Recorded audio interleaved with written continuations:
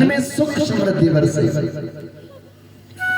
सुनीति नीति भगवान का भजन करती है, अपने घर में रह रही है, झोपड़ी में रह रही है। ईश्वर की कैसी कृपा, राज्य महल में रहते हुए 5 साल बीते, 10 साल बीते, संसार ना हुई, पर राज्य छोड़ने के बाद जब जंगल में पहुंची तो भगवान की कृपा बरसी। सुनीति के गर्भ से एक बालक ने जन्म लिया जिसका नाम ध्रुव। ऐसा बालक जिसके जीवन में मां से बढ़ के कुछ ध्रुव, जिसका मतलब है अखंडता, जो कहीं टिका हुआ है।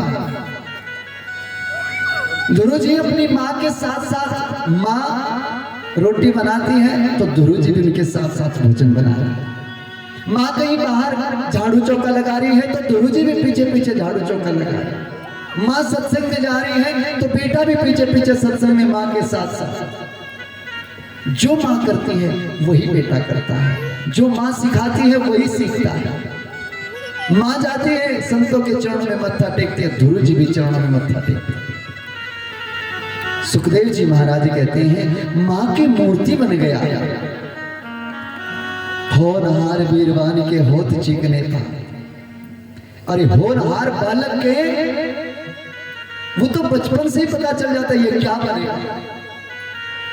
मां जो खाती है वही खाता है, कभी अपनी तरफ से कुछ मांग नहीं करता,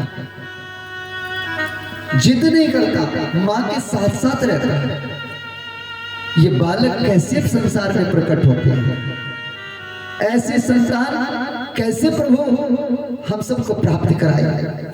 उसके लिए जरूरत है कि जब बालक गर्भ काल के समय में हो तो हमें अच्छे अच्छे शास्त्रों का पठन पाठन करना चाहिए।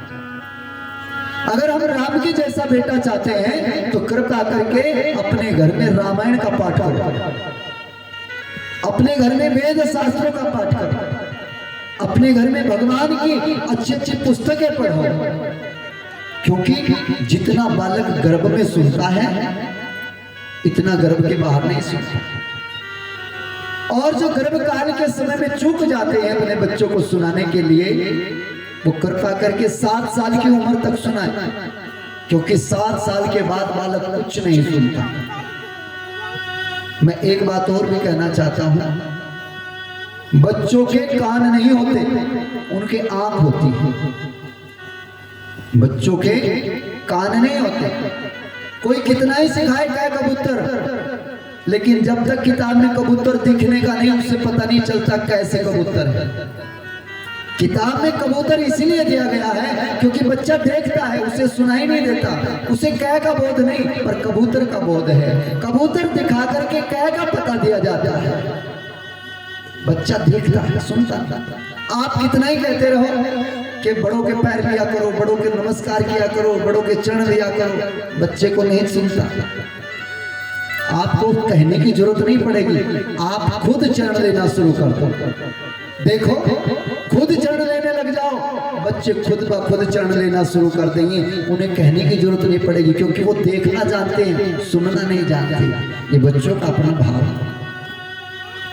रानी सुनीति के घर में ध्रुव का जन्म हुआ और रानी सुरुचि के घर में उत्तम नामक बालक का जन्म हुआ। एक रोज एक घटना घटी। ध्रुव जी कुछ ऋषि कुमारों के साथ खेल रहे थे। खेल खेल में ऋषि कुमारों ने कह दिया, अरे जाओ, तुम्हारे तो पिता ने तुम लोगों को घर से निकाल रखा, यहाँ कितने अपनी धाक बना रहे हैं। खेल खेल में कह दिया। अब ध्रुव जी को पहली बार पिता का नाम सुना।